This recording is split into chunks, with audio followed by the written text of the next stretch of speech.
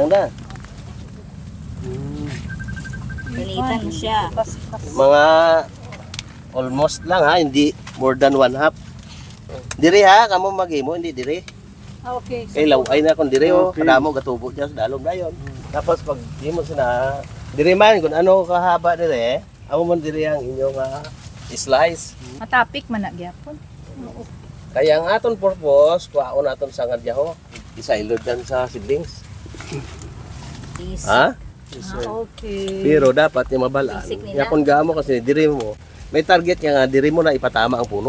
Base diri ka bala mag-slice, paano mo patama, di ba? Isip lang.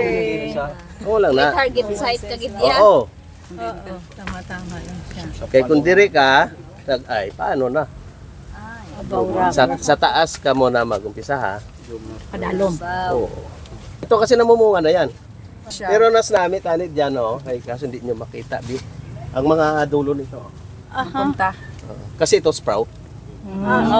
Kinanglan ang dulog sa kapamunga, sir. Amo na. Kasi ito, pag bumunga mataas. Tandaan nyo pag sprout ha. Kailangan dito sa dulo kayo kumuha. Ito naman yung technique ha. Kailangan nakahigot ng Oh, kasi 2 buwan ito dito na Maghangin. hangin siya. 2 months, di ba? Tapos, ipalusan na siya, sir? Hindi. Ito naman, kasi ito, pag 2 buwan ito, mapuputol ito. Kasi siyempre, 2 buwan ba naman eh. May init, may ulan, di ba? Kaya kailangan natin talian, support siya.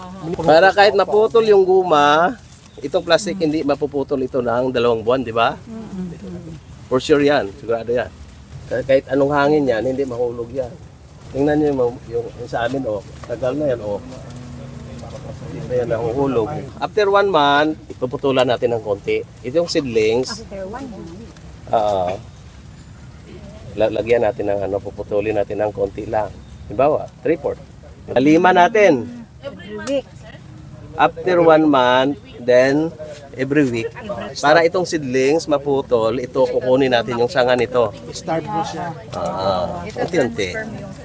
Diba? Dikit na siya. Nagkapid na sila ako. Oo, rapid na yan. Ilan ka man ito? Dalawa na. Lagi mas mabakog ni sir sa hangin. Babakog na sa hangin, kaya ang iyang sulog po ng malaba. Oo, mas malapit.